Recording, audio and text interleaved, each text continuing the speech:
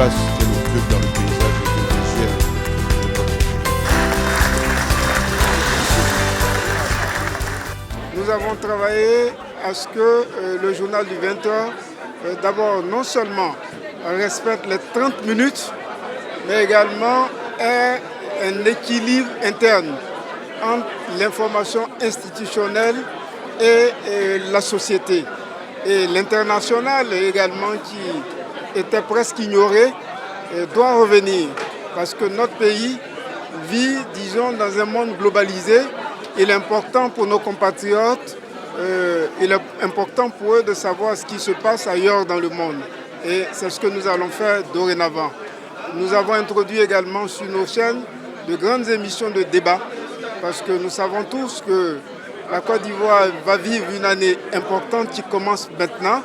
Il est important que les débats contradictoires reviennent, disons, sur nos antennes.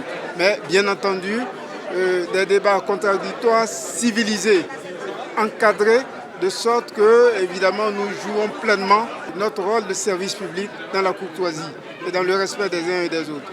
La RTI est incontournable dans notre paysage audiovisuel. Je suis vraiment très heureuse qu'elle se soit peut-être transformée d'une certaine manière pour répondre aux exigences, comme l'a dit Monsieur le ministre de la Communication, du public ivoirien, qui aujourd'hui, bien sûr, est confronté à le choix, mais qui revient toujours à ses premiers amours, parce que la RTI aujourd'hui nous apporte ce que nous attendons, bien sûr, d'abord en mettant en avant notre identité, la force, et qui permet de rayonner et de participer au rayonnement de notre pays, comme le souhaite le président de la République, avec des talents, avec des personnalités aujourd'hui qui font rêver, extrêmement professionnelles, et avec une équipe dirigeante qui aujourd'hui permet que la RTI joue sa partition dans le paysage audiovisuel, joue sa partition dans le monde entier, participe aussi quelque part aussi à montrer tout ce que représente notre pays.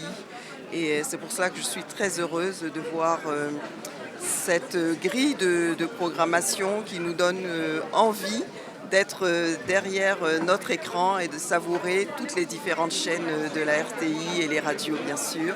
Et on n'oublie pas le digital qui prend une place extrêmement importante. Cette nouvelle grille de programme qui a été présentée, je veux saluer deux choses. Premièrement, c'est l'institutionnalisation du journal télévisé, qui, de notre point de vue, doit être un moment de rendez-vous donc, de la RTI.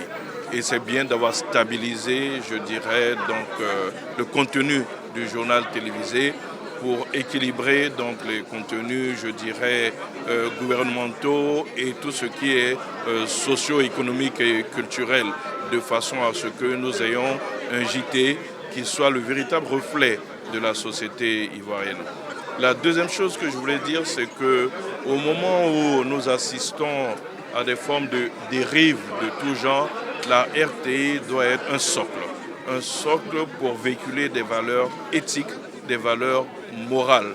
La RTI doit être donc ce socle vers lequel on doit pouvoir revenir quand on veut retrouver une société éthique, une société, je dirais, saine du point de vue moral.